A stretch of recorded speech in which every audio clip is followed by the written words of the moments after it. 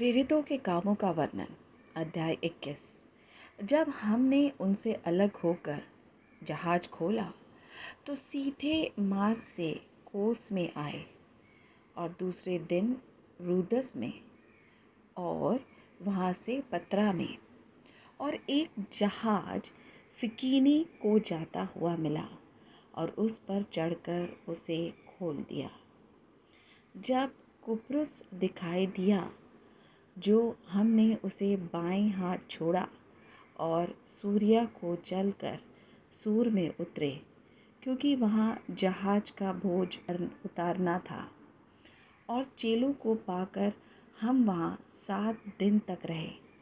उन्होंने आत्मा के सिखाए पौलुस से कहा कि यरूशलेम में पाँव न रखना। जब वे दिन पूरे हो गए तो हम वहाँ से चल दिए और सब स्त्रियों और बालकों समेत हमें नगर के पहाड़ तक पहुँचाया, और हमने किनारे पर घुटने टेक कर प्रार्थना की। तब एक दूसरे से विदा होकर हम तो जहाज पर चढ़े और वे अपने अपने घर लौट गए। जब हम सूर से जल यात्रा पूरी करके पतुलिमयेस में पहुँचे और भाइयों को नमस्कार करके उनके साथ एक दिन रहे, दूसरे दिन हम वहाँ से चलकर कैसरिया में आए और फिलिप्पुस सुसमाचार प्रचारक के घर में, जो 7 में से एक था, जाकर उसके यहाँ रहे। उसकी 4 कुंवारी पुत्रियाँ थीं जो भविष्यवाणी करती थीं। जब हम वहाँ बहुत दिन रह चुके तो अगबुस नाम एक भविष्यद्वक्ता यहूदिया से आया। उसने हमारे पास आकर पौलुस का फटका लिया और अपने हाथ पांव बांध कर कहा, पवित्र आत्मा यह कहता है कि जिस मनुष्य का यह फटका है उसको यरूशलेम में यहूदी इसी रीति से बंधेंगे और अन्य जातियों के हाथ में सौंपेंगे। जब ये बातें सुनी तो हम और वहाँ के लोगों ने उसकी विनती की कि यरूशलेम को ना जाए, परंतु पौलुस ने उत्तर दिया कि तुम क्या करते हो कि रो रो कर मेरा मन तोड़ते हो। मैं तो प्रभु यीशु के नाम के लिए यरूशलेम में न केवल बंधे जाने ही के लिए वरन मरने के लिए भी तैयार हूँ। जब उनसे ना माना तो हम यह कहकर चुप हो गए कि प्रभु की इच्छा पूरी हो। उन दिनों के बाद हम बांध छांद कर यरूशलेम को चल दिए। कैसरिया के भी कितने चेले हमारे साथ हो लिए और मनासोन नाम कुप्रुस के एक पुराने चेले को साथ ले आए कि हम उसके यहाँ टिके। जब हम यरूशलेम में पहुँचे तो भाई बड़े आनंद के साथ हमसे मिले। दूसरे दिन पौलुस हमें लेकर याकूब के पास गया, जहाँ सब प्राचीन इकट्ठे थे। तब उसने उन्हें नमस्कार करके जो जो काम परमेश्वर ने उसकी सेविकाई के द्वारा अन्य जातियों में किए थे, एक एक करके सब बताया। उन्होंने यह सुनकर परमेश्वर की महिमा की।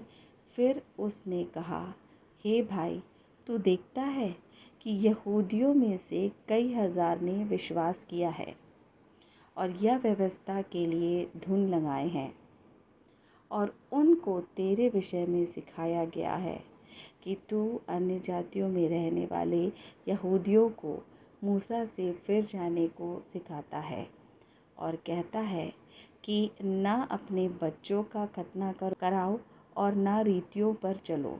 सो क्या किया जाए?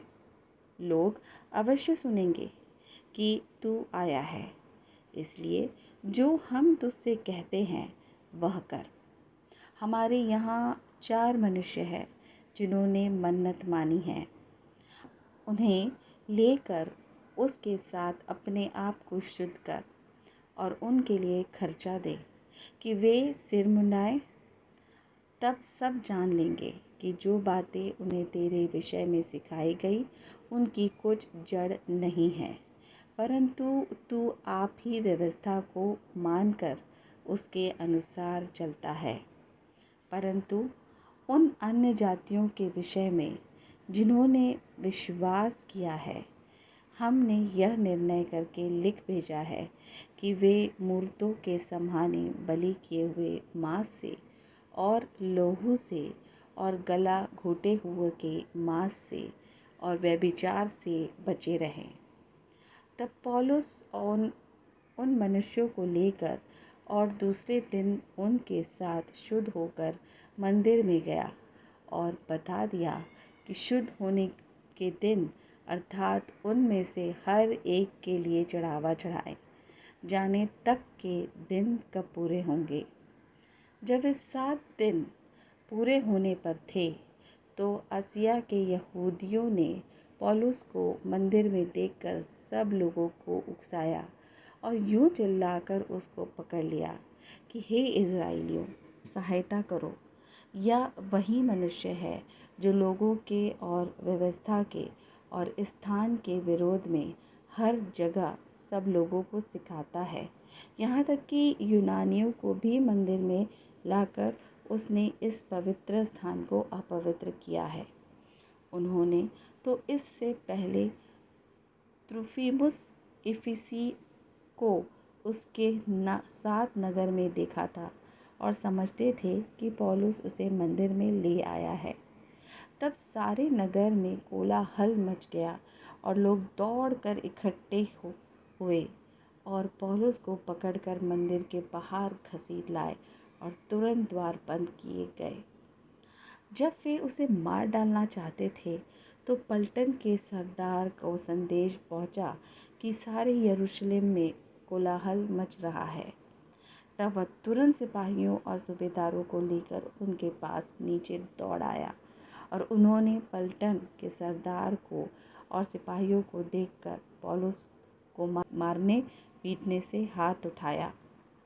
तब पलटन के सरदार के पास आकर उसे पकड़ लिया और 2 जंजीरों से बांधने की आज्ञा देकर पूछने लगा, यह कौन है और इसने क्या किया है? परंतु भीड़ में से कोई कुछ और कोई कुछ चिल्लाते रहे और जब हुल्लड़ के मारे ठीक सच्चाई न जान सका तो उसे गढ़ में ले जाने की आज्ञा दी। जब वह सीढ़ी पर पहुंचा तो ऐसा हुआ कि भीड़ के दबाव के मारे सिपाहियों को उसे उठाकर ले जाना पड़ा, क्योंकि लोगों की भीड़ यह चिल्लाती हुई उसके पीछे पड़ी कि उसका अंत कर दो। जब वे पौलुस को गढ़ में ले जाने पर थे तो उसने पलटन के सरदार से कहा, क्या मुझे आज्ञा है कि मैं तुझसे कुछ कहूँ? उसने कहा, क्या तू यूनानी जानता है? क्या तू वह मिस्री नहीं जो इन दिनों से पहले बलवाई बनाकर 4000 कट्टरबंद लोगों को जंगल में ले गया?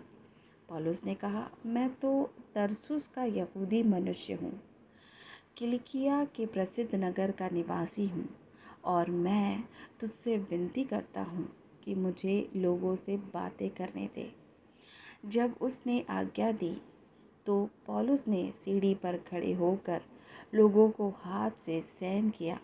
जब वे चुप हो गए तो वह इब्रानी भाषा में बोलने लगा कि